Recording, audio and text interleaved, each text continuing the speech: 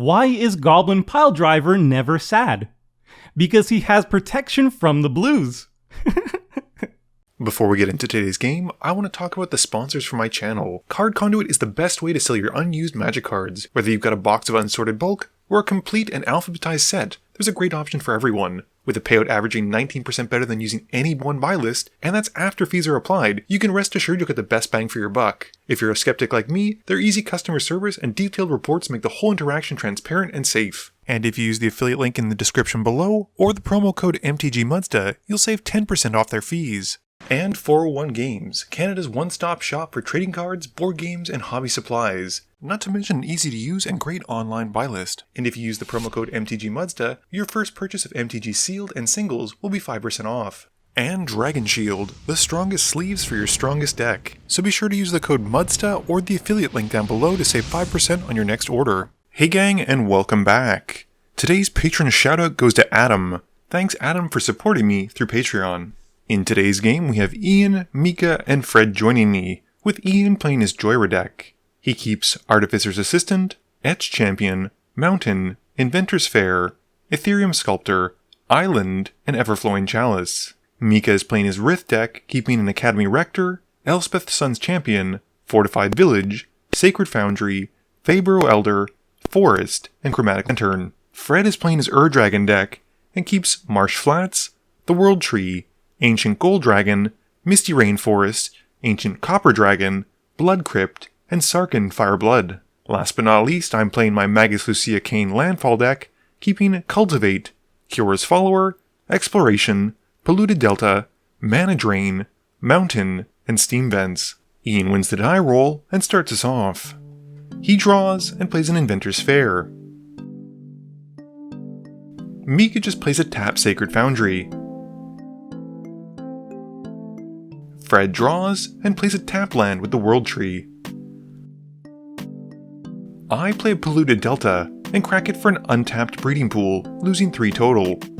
I then cast Exploration and play a Steam Vents as my second land for turn, which I have come in tapped. Ian's got an Island for turn, and he pays 2 for an Ethereum Sculptor. Mika draws and plays a Fortified Village. Fred plays his Misty Rainforest, sacrificing it and losing 1 for a Taiga. He follows up with Bloom Tender and passes once it resolves. I've got a Mountain for turn and cast Cultivate. I get a Forest into play and an Island to hand, which I then play as my second land for turn. I pass to Ian after that. Ian draws and plays a Mountain. He casts an Etched Champion, and then an Artificer's Assistant, and passes. Mika plays a Forest, and he casts a Soul Ring, and then casts a Chromatic Lantern once that's out. Fred draws, and plays a Fetch Land with a Marsh Flats, and then once again cracks it, losing 1, to go and find a dual land, with a Plateau this time. He then casts Kadama's Reach, finding a Plains to play, and an Island to hand, and passes turn. I've got enough mana to cast Magus Lucea Kane in my main phase, and I then play a Guildless Commons and bounce an Island back to hand. I then play it as my second land for turn, and I move to combat. I put a +1/+1 counter onto my commander as I move to combat, and then pass through the phases. Ian draws for turn, and plays an Izzet Signet, scrying 1. He follows up with a Talisman of Creativity, and he keeps the card on top still, and then goes to combat. He swings the Etched Champion at Fred, with Metalcraft, so he can't block, and Fred takes the 2. After that, Ian passes. Mika's got a Forest for turn, and then plays the Anathema to Ian, which is Aura Shards. Ian tries to counter it with an Izzet Charm, but Mika is ready, and pays the 2 necessary. The now more expensive Aura Shards then resolves, and Mika passes. Fred keeps flexing by playing a Badlands, and he's then able to cast an Ancient Copper Dragon. After some bargaining, I let it resolve by not getting attacked by it for 2 turns, and with nothing else, Fred passes. I draw and play a Simic Growth Chamber, bouncing a Forest to hand, and then replay the Forest. I then cast Nexos, and I move to combat, putting another +1/+1 counter onto my commander, and pass. Ian draws and plays a Silver Bluff Bridge, which comes in tapped. He then casts Jhoira and passes to Mika. Mika plays a mountain for turn, and then casts Elspeth, Sun's Champion, and upticks her to make 3 soldier tokens. With them coming in, he blows up both of Ian's mana rocks and the Ethereum Sculptor with the Aura Shard's triggers, and then passes to Fred. Fred draws, and plays an island. He goes to combat and swings the Ancient Copper Dragon at Mika. This deals 6, and Fred gets to roll a d20, rolling an 11 and making 11 treasure tokens. He then uses some of that to cast Farseek, and once that's done, plays on an Ancient Gold Dragon, and then passes turn. I draw and play a Ghost Town, and then an Alchemist Refuge. I then cast Cura's Follower, and I go to combat. This time around I put the +1/+1 counter onto Nexos, and I pass to Ian. Ian draws and plays an island. He casts an Everflowing Chalice, kick twice, and draws off Jhoira. He then follows up the Codex Shredder, drawing again, and passing to Mika. Mika plays a tapped Windscarred Crag, gaining 1 as it comes in. He then downticks Elspeth to destroy all creatures with power 4 or greater, which are mostly dragons at this point. And he then casts a Core Tribe Elder. He gets an Aura Shard trigger and blows up my Exploration. Mika then plays a Fabro Elder and targets one of Fred's treasures.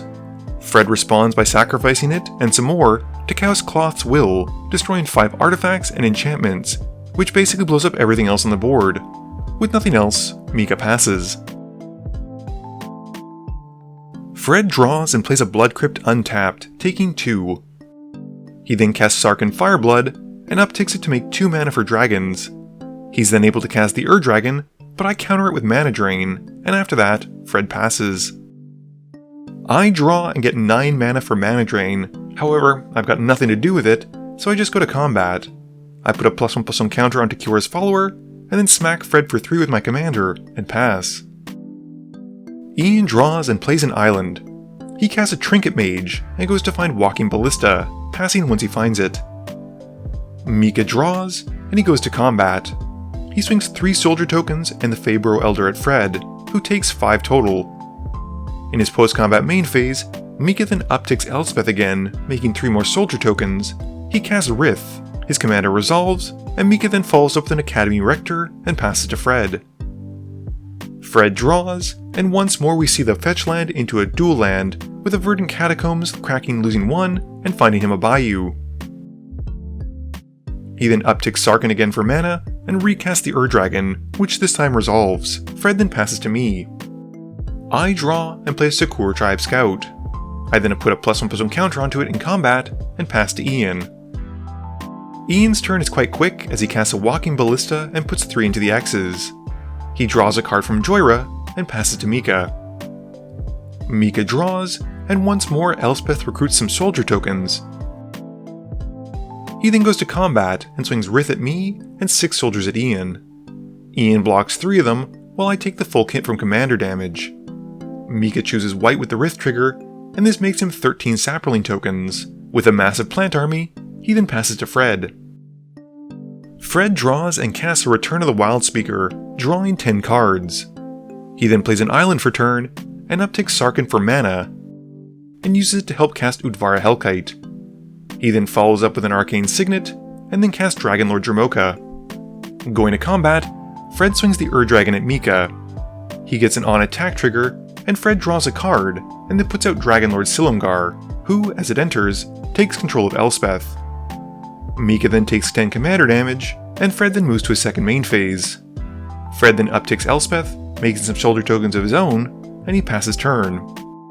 I draw and play a tapped Field of the Dead, making a zombie token because I meet the criteria.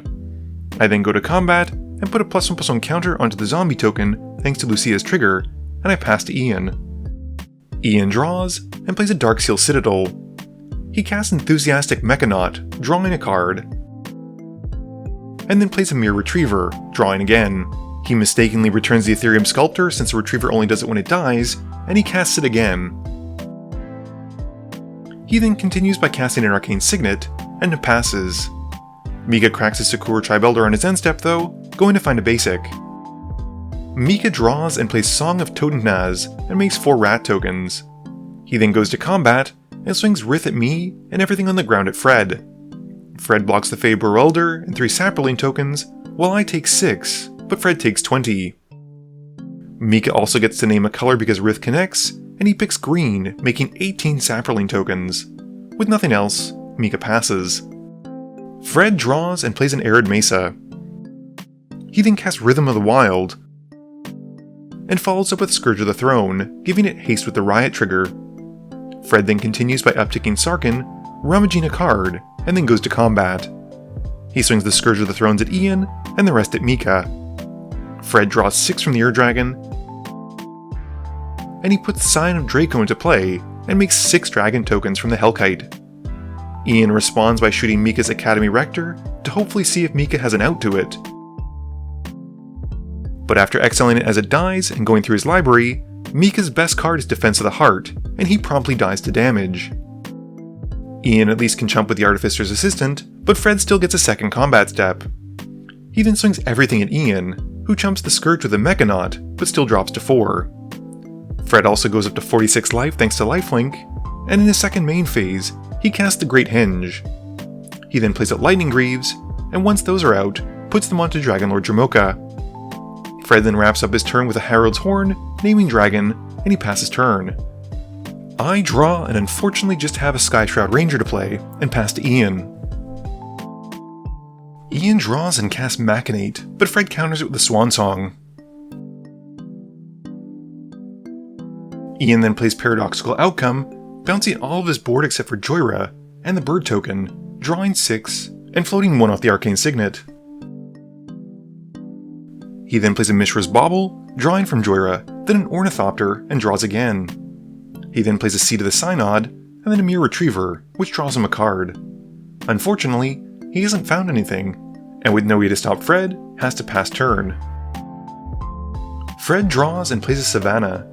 He then goes to combat, and swings his tokens and Ian, and the rest go at me. With nothing to stop it, Ian and I know when we're beat, and scoop it up to Fred. Game review time. This game was 1 hour, 3 minutes, and 46 seconds, and considering how explosive I was early on, unfortunately all I drew were cards that ramped me, or lands. I didn't hit any of my big X spells or payoffs, and that's just not what I want to be doing. Ian, on the other hand, was very fortunate to have a draw engine in his command zone, and between the scry and the draw, he was getting very deep and hopefully finding some decent answers. I thought Ian's turn with the Walking Ballista to take out the Academy Rector was particularly spicy. It's just unfortunate that Mika didn't have an answer. Mika's deck was huge, and he had so many plant tokens and went so wide, but it's cool to see how easily that folds when you have a giant flying dragon army coming at your face. In hindsight, I should not have made that deal with Fred. He should not have gotten that copper dragon. The treasures he got propelled him way too fast, and he was even able to recover and cast Ur-Dragon a second time after the first one was countered. This video wouldn't be possible without the help from my sponsors, but it definitely wouldn't be possible without the help from you, the viewers, and my patrons. So I just want to say thank you for watching, and to remember, friends are just opponents you haven't eliminated yet.